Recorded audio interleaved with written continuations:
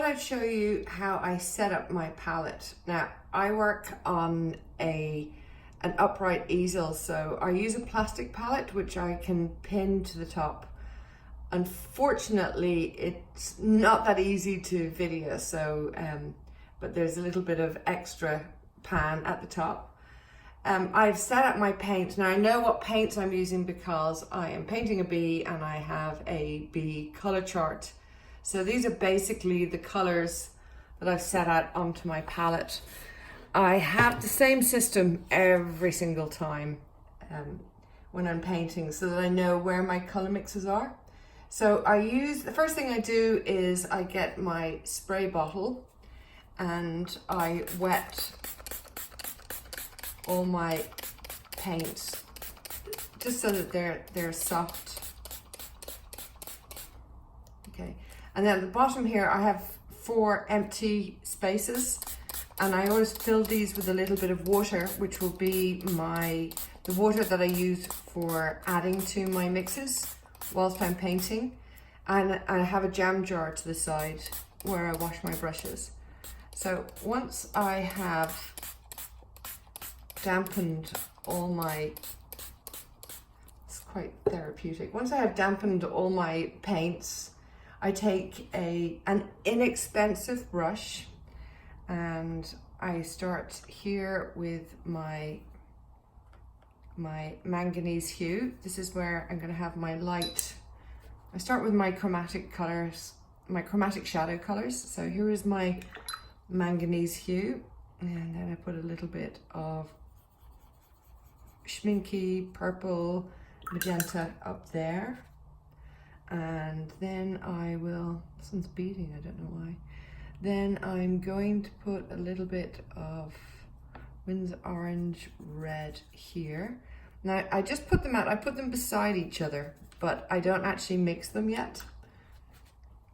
Right, I go down to my darker shadow colors. So I know there's my Indanthrene Blue. And this is Quin Magenta. The reason I don't mix them is because when I start painting, I can pull from each one, so that if I need like a light shadow color, which is blue purple, I'll pull from the blue and then add a little bit of purple. Then if I want to push it towards the orange, I can add a little bit, but I kind of pull from these little skins of paint.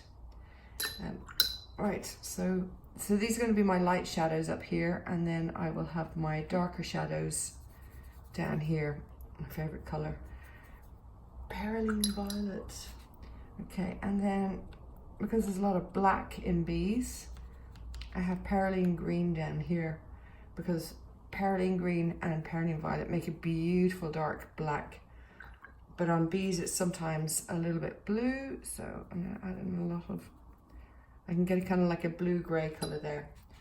Right, clean my brushes. And with honeybees, then I need to have pale colors, pale yellows. So I will start with Windsor Lemon. Oh, that's a bit dirty. Yeah. Then I actually have Jaune, which is a whole bean color. It's a really nice kind of creamy color here. I'll take a little bit of lemon yellow here. I'll take some of this color. With yellows, I'm not as fussy about. Okay, see the way that's gone green because it's dirty. So I'll just take that off.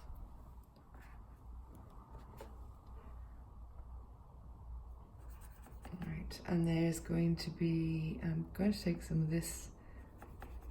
And you can see there's going to be a progression of yellows and oranges here. Right. And as I start painting, because I'm beginning a painting, I'm putting pretty much everything out, but I probably will lose some of this during the day. The paints that I know I'm using, so I've got my light color ones here, then I've got my darker mixes here.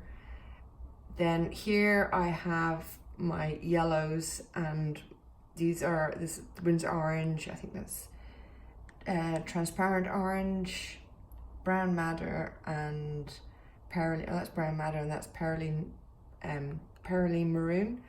But on this side here are paints that I think I will use, but I'm not quite sure. So I sometimes call these my stand-in. They're kind of like the substitutes, or they're the ones. I do know that I want raw sienna, and I will probably take some of this orange. I'm going to put a little bit of this here too, so that I can go blue to purple, purple to orangey pink, and then to orange. Here I'll do the same. So I've got orange. I'll take a little bit of this transparent orange, and then I'll go to brown madder down here, and then I'll go to Perylene maroon. Actually, these should be, oops, this should be this way around. Just makes the progression a lot easier. Okay, so when I'm mixing, so I will be starting with the blues and the violets up here. So what I'll do is a little bit of yellow in there. It's gone a bit green. Don't know if you can see that. Right, I'll try and zoom in. Move this here.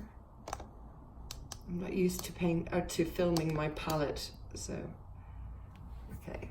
So I will get my first wash. I've got my manganese hue. I want to pull in some purple. That's going to be too purple. But there, so I'll start using from there, from these ones here. And in some places, like for the bee, I know that it's going to be, I've got some of the bees, it's some parts of it down by the legs, it's more of an orangey color. So here are my chromatic washes here, or my chromatic shadow colors here. I hope that helps.